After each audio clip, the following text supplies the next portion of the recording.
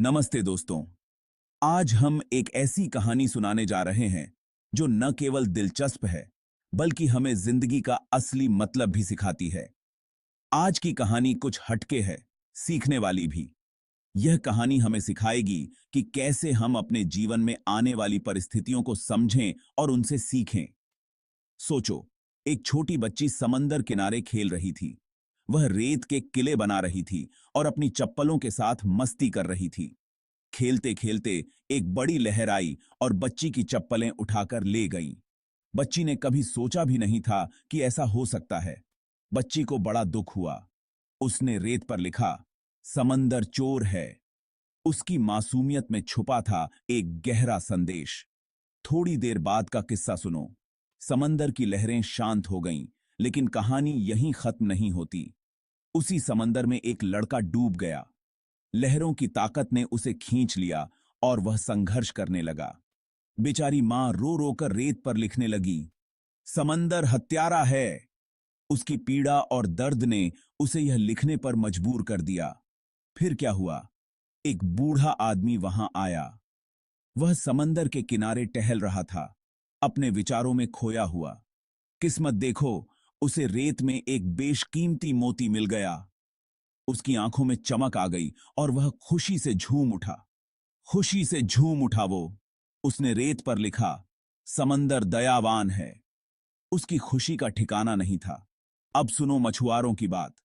वे हर दिन समंदर में जाते हैं अपनी रोजी रोटी के लिए। उन्होंने समंदर में जाल डाले और ढेर सारी मछलियां पकड़ लीं। उनकी मेहनत रंग लाई और वे खुश हो गए। उनमें से एक मछुआरे ने रेत पर लिखा, समंदर मेरा पालनहार है। दोस्तों, गौर से सोचो, यह कहानी हमें क्या सिखाती है? चार लोगों ने समंदर को चार अलग अलग नाम दिए। हर किसी की अपनी अपनी सोच और अनुभव थे। कोई अच्छा, कोई बुरा, कोई चोर, कोई दयावान।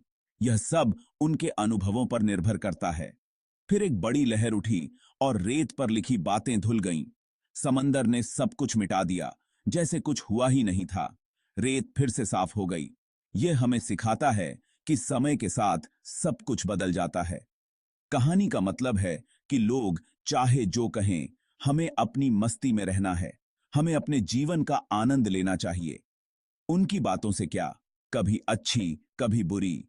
हमें अपनी राह खुद बनानी है। दोस्तों, सीखो इस कहानी से कि लोगों की बातों पर ध्यान मत दो। उनकी सोच में उलझे रहोगे तो आगे नहीं बढ़ पाओगे। अपनी सोच को साफ रखो और अपने लक्ष्य पर ध्यान दो। जीवन में आगे बढ़ने के लिए यह बहुत जरूरी है। उनकी सोच में उलझे रहोगे तो आगे नहीं बढ़ पाओगे। अपने सपनों को पूरा करने के लिए मेहनत करो, अपना काम करो। इन की इंसान तो अपनी जिंदगी अपने ढंग से जियो। यही असली खुशी है। कहानी अच्छी लगी हो तो वीडियो को लाइक करो, सब्सक्राइब भी करो। इससे हमें और भी प्रेरणा मिलेगी। मिलते हैं अगली बार फिर एक मजेदार कहानी लेकर। तब तक खुश रहो, आगे बढ़ते रहो।